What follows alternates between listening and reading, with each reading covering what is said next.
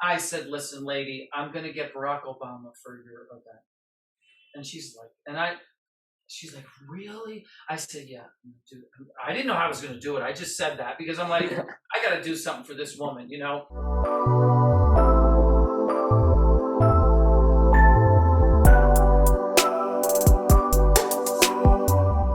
He's a jazz pianist, vocalist, and composer. He's the founder of Jazz for Peace, an impactful organization talked about by Barack Obama, the New York Times, Hillary Clinton, and others. Please welcome Rick DellaRatta to the podcast. How are you doing today? Good. How are you? Good. Is that your real name, Heroek, or no? No, it's just what I go by online. Yeah. And it's also the basis of what I ended up calling this podcast, Hero's Journey. But just sort of, I want to get into your hero's journey, you know, learn more a bit about your story. Did you ever sort of, what was your first experience with music like? When did you sort of discover that music was something that you really wanted to do? You know, I think I knew very early on because I used to dance around with my grandmother and my aunt. And we were probably dancing around to maybe I Want to Hold Your Hand by the Beatles or something like that, you know? And I was kind of thinking to myself, I think those guys are doing something that would work for me. I mean, they're giving people joy with music. Like this sounds like a no-brainer, you know? It's like, how could that be? You know, how am I going to find something better to do than that was what I was thinking. How am I going to find something better to do than those guys when I grow up? Was kind of maybe. But I just remember dancing around thinking, what are those guys are doing something kind of cool, you know? So it seems like it sort of started with the Beatles and joy, you know, pop, or not pop, rock. How did it sort of go from that to jazz as your main genre? Well, I'm gonna actually when I think I told you I'm gonna play a little something today when you're ready at some point. Yeah. Okay, so when I do that, this one's gonna be a little bit. It's gonna show that that segue a little bit in the performance, so you'll get an idea. But basically, I didn't really know much about jazz. You know, I mean, that was the bottom line. Yeah. I was playing what I was exposed to, and I was really happy to figure out the piano on my own. So that I started out as an improviser right off the bat because I wanted to figure it out by myself.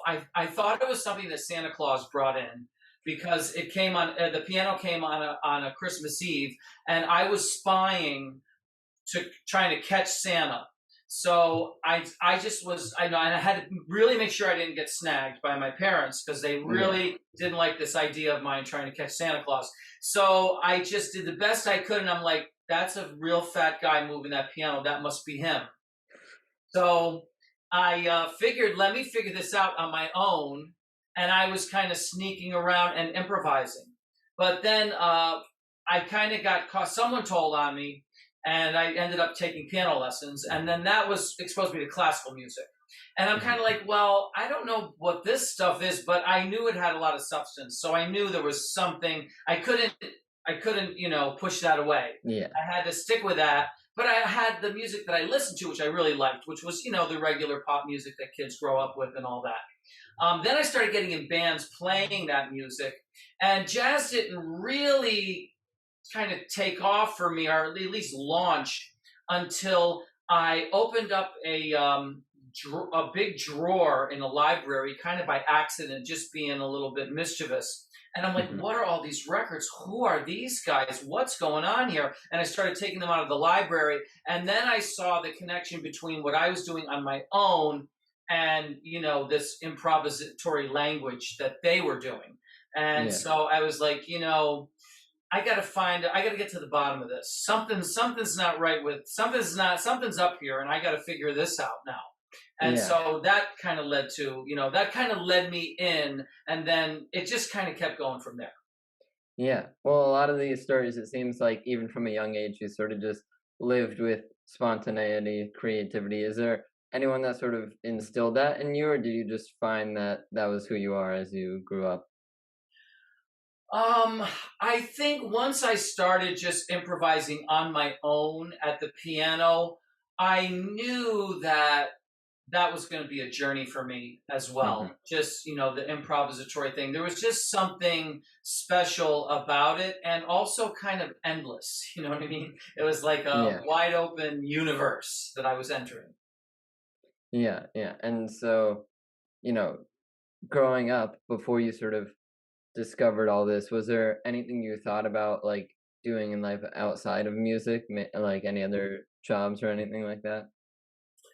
I had a job as a paper boy, and Mm-hmm. basically that's it as far as jobs. Because what happened was I was kind of getting ambitious with it, and I had I had a paper route. Then I think it was down, and then I got the other guy's paper route because he, I don't know, quit next to me and gave me his route. Then I got the afternoon route, so I was like on this real roll with Paperboy. But then next thing I know, my homeroom teacher had his sons were putting a band together, and they needed me for that to play keyboards in the band that would play in the school dances and all that. My mother was playing in the church, and she wanted me to start playing the masses at the church masses. So that was Sunday mornings. This other band was, had rehearsed and all that stuff. And then this other guy wanted me to play in his grown-up band, even though I was underage. But they were like, "Don't worry, kid.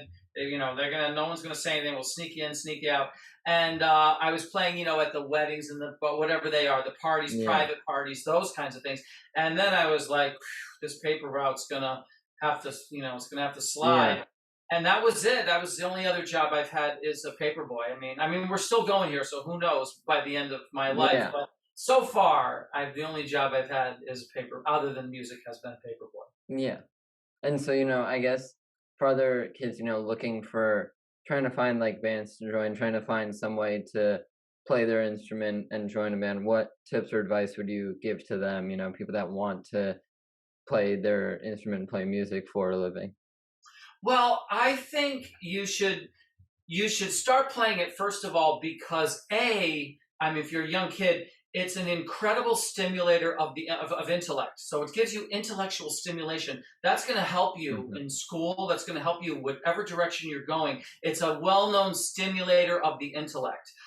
B, there is, some peaceful kind of joy that you can get from music, playing it, practicing it, learning it, studying it. You kind of make connections with all of these other people, if you're playing classical music, let's say, I found myself like almost channeling people like Chopin. I'm like, wow, I can feel this guy in the 1800s, So it's kind of cool the things that can happen with, that journey. And then once you start playing with other musicians, you know what? People just come up with ideas. When I was a kid, they had all the garage bands, and all those bands that came out of that. Well, those kids just started playing in their garage. That's what it was. So I would just say, I say it a lot. I say, kind of follow your star. You'll kind of get. Things will come to you. Actually, ideas will come to you. You'll run into people that want to do things, and just keep giving it an honest try every day. And I think it'll be good, it'll be good for you. Just because, music is just a good thing in general to be a part of, especially if it's something you want. Yeah, definitely. And so, now I sort of want to go in depth on your organization, Jazz for Peace. You sort of tell us the story of how you started that, when you sort of got the idea for that organization. Well, I didn't really get the idea of it ever. I just happened to notice because when my records came out, even before my records came out, I toured with other bands, but I had been like kind of all over the world. And then my CDs came out, and I was more all over the world. So I had traveled all over the place. I'd met people from all different countries, and not only that, but people travel all over the world to come to New York to play jazz. So I'd play with them here, even in New York. I found myself playing with Israelis and Palestinians. I found myself playing with, all people from all different cultures. And so I knew that music had a certain type of a healing power. It could do things. And I felt like I could do something transcendent with music that represented me as a person, as a human being, someone that cared about the problems of our world, cared about, human rights and inalienable rights, that are in our Constitution. All of these things, just things that kind of everybody cares about. But maybe I could do it. Maybe I could make a difference, make a difference. So 9/11 did hit, and I ended up on the roof on that day watching it because I was living less than a quarter of a mile away. And that's when the words just came out, and I really kind of wrote my first quote-unquote poem. I was a lyricist, and I'd written plenty of lyrics, but these were just words that came out. There was nothing I could do except write them down. And so that became the poem called Jazz for Peace. And from there, it started to somewhat take on a life of its own. The country was closed for quite some time. You couldn't do anything. And it opened up just in time for me to get down to Savannah, Georgia, where I was playing at a jazz festival, and I was the headliner. And so I recited the poem there. And then that caused a stir. And the promoters for my next concert, which was only in beginning of October, like October 4th or something, they were wondering, hey, we've been hearing about this poem. Are you going to put that to music maybe? And I was like, that's an idea, So I kind of had that together and performed it. And then, press came out. DellaRatta starts concert out with Jazz for Peace, So now I had something already launched. What am I going to do next? So I figure I'll just shoot for the moon. And I asked my manager, I said, would you mind contacting the United Nations? Imagine telling this now to your manager. Would you mind contacting the United Nations? I'd like to bring, show them what I've done, show them who I am, and tell them that I'd like to bring, Israelis, Palestinians, Americans together in a concert. So she said, what? I said, look, just call over there. Like they'll just ask to speak to. They'll put just dial the number. It's the UN. Dial the number. See if you can get someone. See where they redirect. You get it redirected all over the place. Who the hell knows? Yeah. But just do that every now and then as you're doing the other stuff that we do. And one day she came to me and she's like going over things. So you're all right. So we got this thing in Luxembourg. Then you're gonna go to we're gonna go to Paris, Milan, then Luxembourg. Oh, and that United Nations called.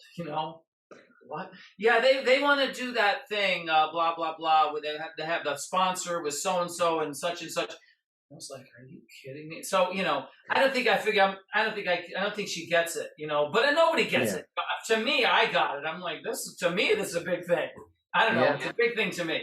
So we did that, and in all honesty, it took lots of time for it really to resonate. Like you mentioned, President Obama. It was years after that I got that letter from him. Same with I got a letter from him. And what happened? The reason I got those letters is because a benefit concert series started. Okay, also an instrument donation program for children was launched, and also an education series that brings jazz into the schools was launched. The benefit concert series really got crazy because what happened was, and this is another thing, don't try this at home either. But I walked into a youth hostel because I just happened to see this. I was visiting my ex-roommate. I used to live on Central Park West, way uptown, up near Harlem.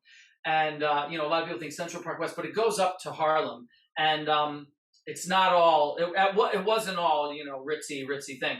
And so anyway, around the corner from where I used to live was a youth hostel had opened up. The owner's name was Jazz. That was his name. Jaz, I think. All right. Mm-hmm. So he said, yeah, go check it out. There's a little user. I said, that's the name of it? He says, yeah. I said, whoa. So I said, but that's also called Duke Ellington Boulevard, 106th Street. Yeah, Duke Ellington was named, they sometimes on the street, it's 106th Street, but then they just put another little sign to because maybe Duke Ellington lived there at one time. Possibly. So they called it Duke Ellington Boulevard. And I'm like, So I walk in the youth hostel and I'm like, can I do a couple little shows down here and down in your basement, Mm-hmm. And they were like, sure, I guess so. I don't know. And so, and then I called another guy who's I knew from Beethoven Pianos, and I had gone up to the Bronx and seen his warehouse and stuff like that. And sometimes I sponsored, I was a Bosendorfer sponsor actually, but this guy worked for Beethoven. And I was like, could you like do me a, could you give me one of these used pianos, and he did it, and sponsored the piano. So they moved a piano down there, and then I was like, I called it Jazz on the Park, Jazz on the Park. So and where is it? It's on Duke Ellington Boulevard. So, it just all lined up. You know what I mean? I just put it together myself, and everyone believed it because, hey, it's on Duke Ellington Boulevard. Come on, give me a break. And it's called Jazz on the Park. I mean, this is the real deal. It wasn't, but it was, Yeah. So now I'm bringing these people down, and we're doing these benefit concerts, and we were doing them all over the city too, other places, but we can always do them down there. Like if we didn't have a place, I was like, well, we got one, we got this, well, what is it? It's on Duke Ellington Boulevard, Oh, okay, And what they can do, they go down there. A lot of jazz clubs are smelly, dungy places anyway. Yeah, they fit right in. Yeah, and but except one day I get a call. We get a call, and it's we just wanted to inform you we're from Mr. Kucinich's blah blah blah. Running for the presidential candidate is coming to your show tonight. We just want to let you know. Oh my God! This is he doesn't know this whole thing that you know what I mean. Yeah. He's bought into they don't know, they have no idea, and there's nothing I can do. We're just gonna have to bring him down into this smelly little and he comes down there in a suit and tie and you know what I mean, and his wife is like 3 feet taller than him, and it's just a crazy setup. But he came, he was professional, he spoke. I gave him a little award, and and what I did was I launched something called the Jazz for Peace Honorary Ambassador Awards, because this guy, Dennis Kucinich, if you ever look him up, he wanted to have a Department of Peace. So a lot of his initiatives were in line with, our benefit concert series to help outstanding causes. See, we're trying to redefine peace as believing that if we help the world's outstanding causes, we can find ourselves on a peaceful path because there's so much common ground, there was, like I said, the Israeli and the Palestinian at my concert, they didn't have any problems with each other. Yeah. And they both came up to me separately and they said, Rick, thank you so much for calling. This is so cool. Oh my God, I'm so psyched. Hey, listen, you got to go to the Middle East. You got to take it. And I want to play. Can I play with it? And both of them said this. They said, but listen, the Palestinian said, guy, I can do all the gigs until we go into Israel. You have to sub me out for those. Mm-hmm. Really? Yeah, I can't, I won't, he can't, they just can't. The other guy said the same thing. And I'm like, wow, this is really some serious problems they're having over there. That one fears for his life to go to the other one at the concert. So, but not on my stage. Yeah. And I think that just shows how unifying and peaceful music can be on its own. With all these, benefits and concerts that you've done with Jazz for Peace, what sort of impact or effect has that had on you personally since starting it? It's kind of given me some a bit of wealth on the inside.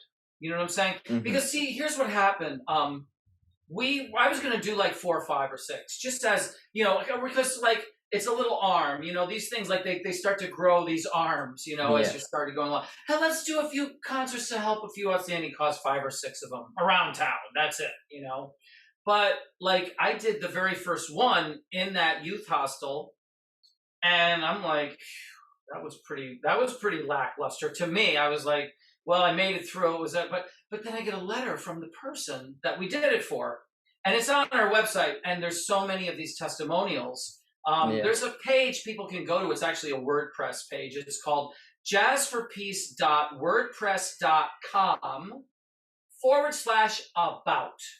And if you go to that page, you can scroll down and see quotes from the people that you mentioned. Lots of famous people quoted. Yeah. But if you go below that, you'll see the horse's mouth, a picture of a horse, from the horse's mouth, testimonials. And good luck getting to the bottom of that. You can win a prize if you ever, because I've never even read them all myself. But then 100, because they would always send me a letter saying how much it meant to them. And I'm like, wow. I mean, I'm not going to argue with that. It's one thing for me to say it meant something, but if they say it, how am I going to debunk them? They're the ones who I played for, and they're the ones who felt like it made a difference. And then we started to find ways that we could make more of a difference. Hey, we could get you sponsors. We could get new and prestigious supporters. Like I told you, that's how I got some of those other people, because Barack Obama had been a senator in Chicago. So I'm going to Chicago to perform. This woman calls me up, and her son had been murdered. It was just, I was crying. I was just so emotional. I said, listen, lady, I'm going to get Barack Obama for your event. And she's like, really? I said, yeah, dude. I didn't know how I was going to do it. I just said that because I'm like, I got to do something for this woman, And then I said, hey, I talked to my volunteers. Listen, you're going to get him. We're going to go there. Tell him this was his jurisdiction. This is, he's got to do this, man. He's got to help this woman out. I mean, this is just because she believed that she had studied. She had become fixated with the person who did this horrible murder. And he was a monster, she said. She said the guy was a monster. And he was a monster because he lacked culture. He lacked all of the things that the arts would have brought, the humanity of playing an instrument, of appreciating music. I was like, oh my God, this is too much. And he came through. And that's the thing. These guys come through when you talk, because it's a public servant. That's what you really are. I mean, it's about time. It would be nice if people realized that we are, elected officials are public servants. Yeah. You should be able to hold them to that. I mean, that's what it's all about. That's what they're elected for. Yeah, that's their job, the whole thing they're elected to do. It is. It really is. I don't know why people forget that, but they shouldn't. Mm-hmm. I didn't. I was like, I'm going to get these people as part of branch number 5 of our empowerment tree. And that's new and supporters. Because what we do is we grow an empowerment tree for every cause. So the roots are a way to help their board members, their supporters, their volunteers. We kind of make, by giving them guest of honor status, we rejuvenate them, make them, reward them. And we expand that by bringing other people in and drawing them in and kind of, selling them on the outstanding cause. So they will join and they'll be a part of them. Those are the roots. And then it grows these little branches. So one of the branches would be local sponsors, in the community. These people, come to the event, they schmooze, they have a great time. And now you got these people hopefully on your side going forward. The publicity and awareness, the new and prestigious supporters, fundraising techniques. All of these are little branches, and that's what it's all about. We call it an empowerment tree. Yeah, and I'm sure that, it's just like a full circle sort of win-win moment because, you contact Obama about this, and he's like, yeah, sure, it's a good cause, I'll come. And then people go, oh, Obama's going to be there, I'll come. And they go, and it just adds more fuel to the fire and gets more traction, more talk about this event going. That's what's so cool about it, because one thing is actually helping the other thing, And in all honesty, once we get those local community sponsors involved, okay, which we're able to do because we have the roots. See, the roots lead to a local community guy saying, this is an outstanding cause, yes, but there's lots of them in our community. There's lots. Why this one? Well, here's a good reason. One, because Jazz for Peace is involved. That's a special thing. Look at all the things that Jazz for Peace has done, and they're singling these people out and coming out. And here's another reason. Jazz for Peace has already inspired all of their supporters and all that. They've created all of this. Whatever you call it, inertia. You know what I'm saying? Yeah. All of this talk and all of this buzz. And so already they're like, this is already a win for my products or my, I can give away some of my products at the VIP room, blah, blah, blah. So that's what I'm saying. That every single one helps the other one. Are you a music artist trying to find a way to get your music on as many streaming platforms as possible? Then check out DistroKid. DistroKid is a super user-friendly and super easy-to-use service that will make your music available in stores like Spotify, Apple Music, iTunes, Amazon Music, YouTube, Snapchat, everything. Everything you could imagine, it's available. People will even be able to add your songs into their Instagram stories.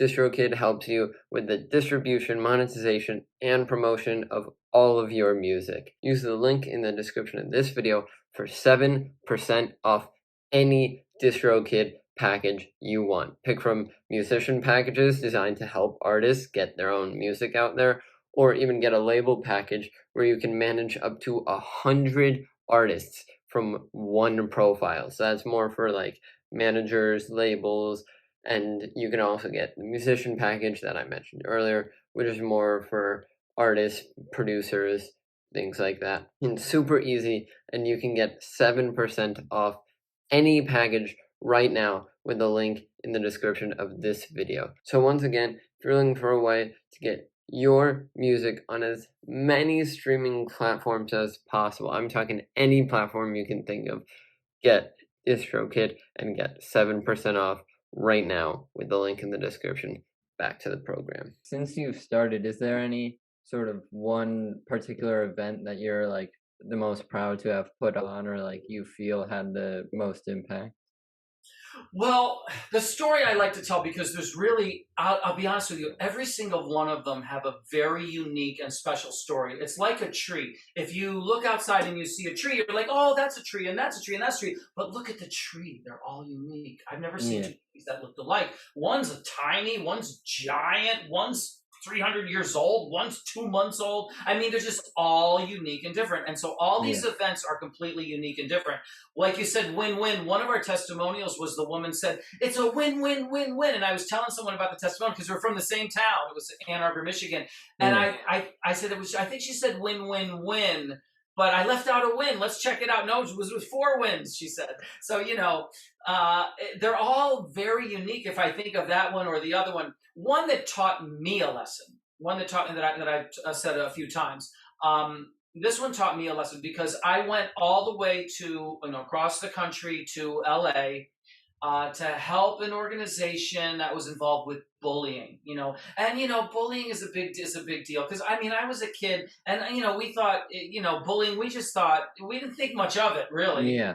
But what about the kid who's traumatized? But we're not thinking because we're stupid kids. But the grown-ups do have to think about it. You don't want.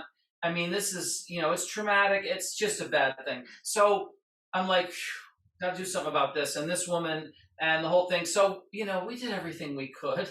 And I had a great band because there was a jazz great named Freddie Hubbard. There was a trumpet player who spent a lot of time on the West Coast. And so there's these guys that, played with Freddie Hubbard on these records, the famous records. And they, and I had them in my band, So we had that, and we had the little tree things, the blah, blah, blah. But anyway, it was a lot. I brought an instrument from our instrument donation program, carried it on the plane and put it up in the carry-on, giant, like a saxophone in my carry-on, brought it over there, gave it to, the school that the kid goes to, all this stuff. I did everything I could. And when I got back, I was like, damn, I don't know if we raised enough funds. I don't know if we got enough. I don't know if we got enough of this. I don't know. And all the work, I don't know if this is, I felt a little beat up, you know what I mean? Yeah. Then I get a letter from the woman and I'm like, oh man, I hope this letter isn't her saying she was disappointed, Yeah. And the letter wasn't even about her. It wasn't even about me. The performance she said she loved, but it was about the son. It's about her son because her son had been bullied, causing her to notice that there's no organization to address bullying. So she started one. So which we have on that. If you go to that page, you'll see part of that letter because I put part of that there. In fact, it's funny because you'll see all these famous people and then you'll see her because she's not, you never know her name. She's just a mom, a soccer mom or whatever. And she talks about the kid. So then I'm reading the letter and it's like, how much the kid loved the performance and the kid, and he just can't believe, my son just can't believe that someone of your stature, because, she thinks I'm a star, he thinks I'm some sort of star. I can't believe that somebody like you would fly all the way over there for him and play a concert and these great for him, And she said the kid was transformed. And I was like, oh my God, I couldn't even possibly wanted a better result, right? Yeah. What better result than you help the actual kid who got bullied? So I was like, forget it if we struck out a little bit on this branch or that branch. I mean, we had a home run with the kid, you know? And now this kid gets to, and she said he's transformed because he just feels like, you know, you have this situation where these kids would bully him, and, you know, the feeling that you have from that. But now this other guy's going to come all the way across this, you know, and stand up for the kid. And, you know, so it was just, I learned that was my, you know, that, I mean, I felt like how stupid could I even be, really, you know, to not even know that, because we're not thinking sometimes. And I'm thinking, oh, like maybe the fundraising didn't quite get there. Oh, there's a problem with this. We're thinking of every single thing else. The actual cause that you did the event for had the most impact, and that's where you had like the biggest success of that event. Right. I mean, in all honesty, to impact the actual kid that was bullied was the most you could ever ask out of something like that, to help the actual victim. Yeah. And I guess sort of if you got this, like, you know, magical opportunity to sort of get any artist in the world to come help you out with a Jazz for Peace event, a Jazz for Peace concert, who would you want to be there? Which artist would you want to do that?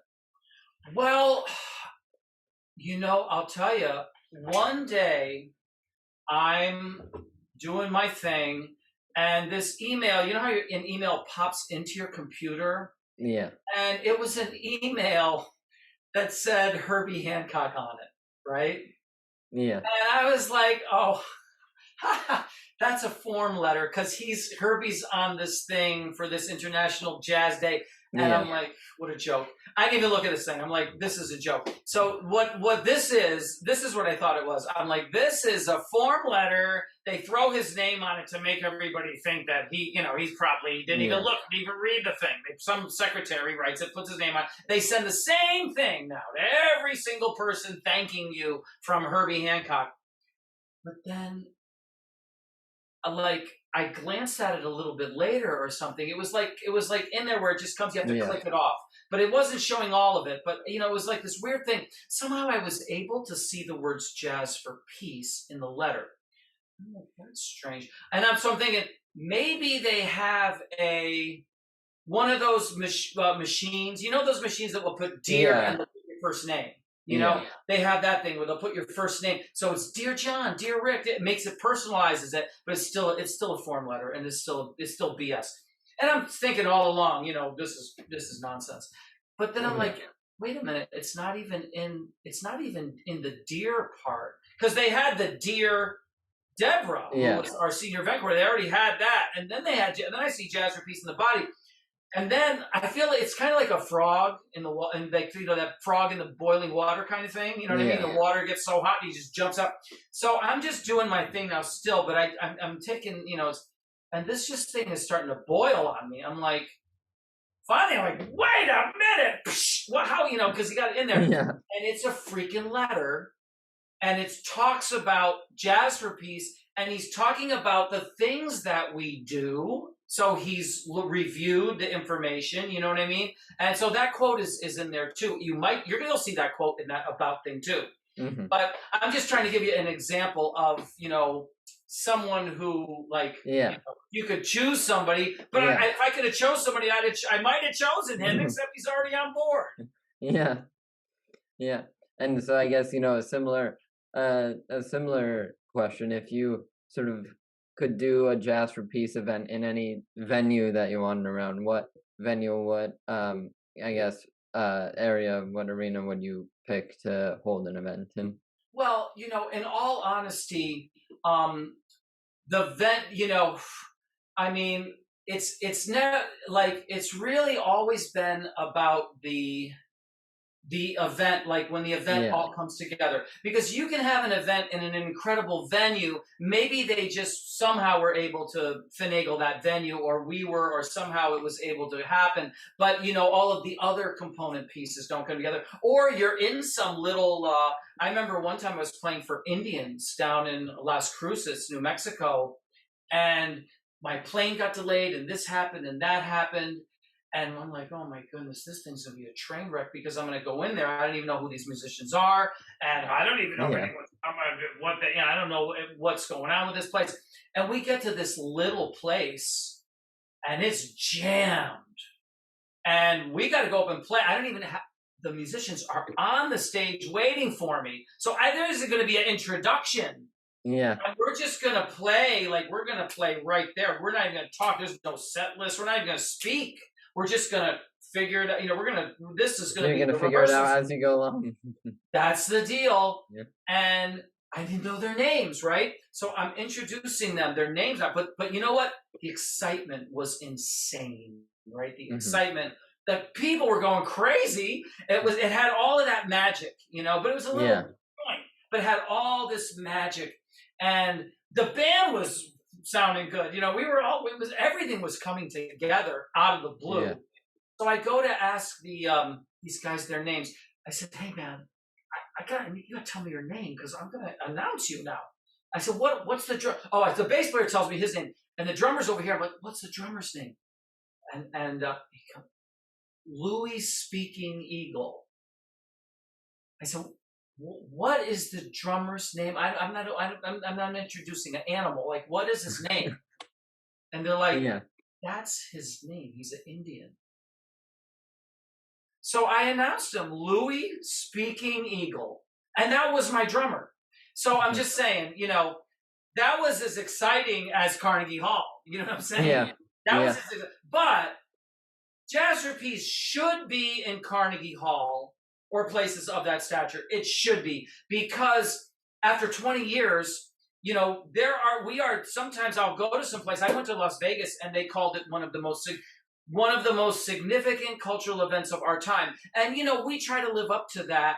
We try to live up to these things. I hope I am. Like, I'm trying to live up to the Jazz Trapeze poem I wrote. Still trying. But, if we are one of the most significant cultural events of our time, based on all of our achievements, blah, blah, blah, then, a Carnegie Hall would be a place. Just off the top of my head, I'm just making that up. I mean, there's probably a dozen others. Yeah. Well, I'm sure there are. And, you sort of mentioned it earlier. You have this piece that you wanted to perform for the podcast, now on the podcast. Do you think we could hear that piece now and you could sort of play it for us? Yeah, let's do sort that. Of wrap things up. I will. So now, basically, I told you that it was a poem that came out of me. So I'm going to kind of recite the poem because we are in. We're really just in that window. 9/11 was not very long ago. I mean, the 11th. So I'm going to recite the poem, improvise under that. Then I'm going to go into another free improvisation called Free JA. And this is kind of a thing where we're standing up for things like freedom of speech, which is an inalienable right. It's not political. Freedom of speech, it's an inalienable right. We gotta, don't take that. Don't mess with our freedom of speech. Please give us a chance to speak and be right and be wrong. And also things like fair and non-biased journalism. That's kind of important. You've got to be able to, I don't want any children being bombed in a war, civilians, and if there's nobody to report on it, then it's going to happen. You know what I mean? Yeah. That's what I'm worried about. So, I want journalism. I want journalists to have the opportunity to do their job and write about, things, even though they're not happy, even though they're not going to be well received, the news. So there's that Free JA. But here's the other thing. It was the birthday of John Coltrane only a week ago. And so I'm going to do a Free JA that's kind of going to be based a little bit on extended harmonies from one of his compositions called Lazy Bird that I actually wrote the words to. But I'm just going to do something off of that. And then I'm going to go into, believe it or not, it's an Elvis Presley tune called The Ghetto. And it's the only what they call it, social justice song that Elvis Presley wrote. There might, there might be one other one too, but it was a rare situation where he did a song like that. And the weird thing was, a few days ago, I was asked to sing this song at the showing of the movie Elvis. So I'm just going to throw that in. We'll see how it goes.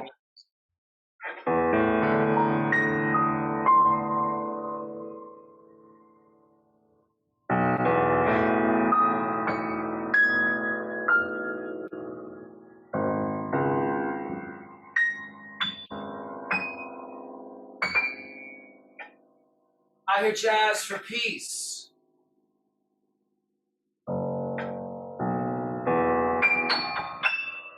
Coming through the trees. And in my heart it fills me like a celebration.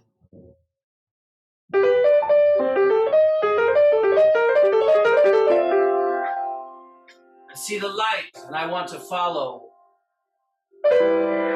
Inspired by the past contributions of those that came before.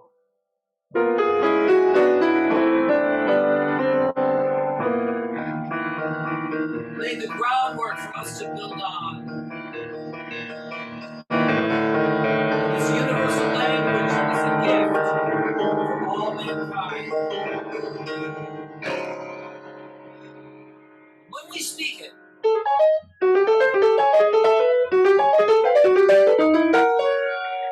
people are inspired by the creativity and artistry. It stands for peace and love.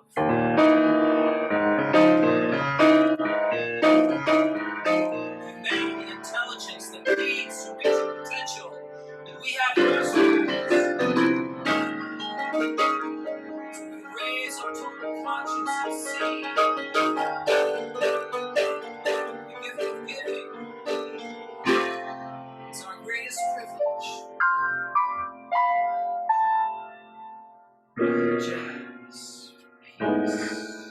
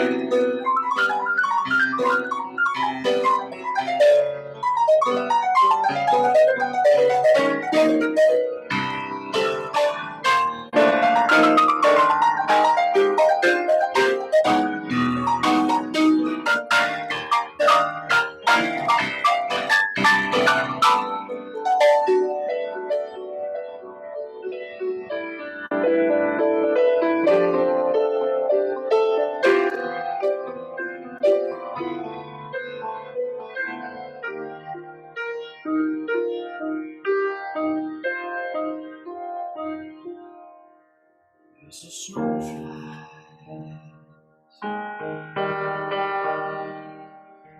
cold and gray Chicago morning, baby child is born in your dream. And there's mama cries. There's one thing she won't need is another hungry mouth to feed in the grocery. People don't just understand. Child needs a helping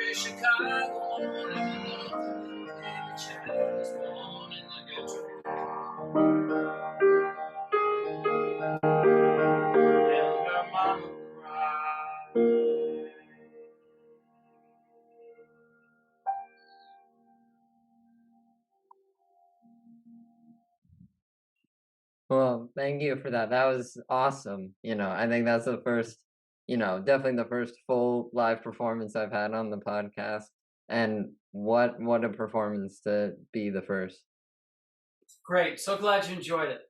Yeah.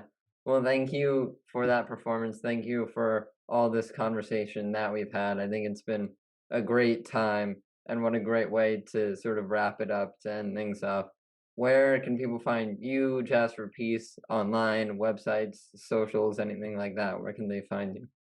One kind of cool thing to do, you could type my name, which is Rick DellaRatta, RickDellaRatta, and then put famous quote, and you'll go to these famous quotes websites where they have, a quote that I somehow was extracted from an interview I did, and you'll see all these other famous quotes. So it'll be a very inspiring time to see quotes from people like Mark Twain and Aldous Huxley and all that. But of course, my name rickdellaratta.com, and of course the name jazzforpeace.org.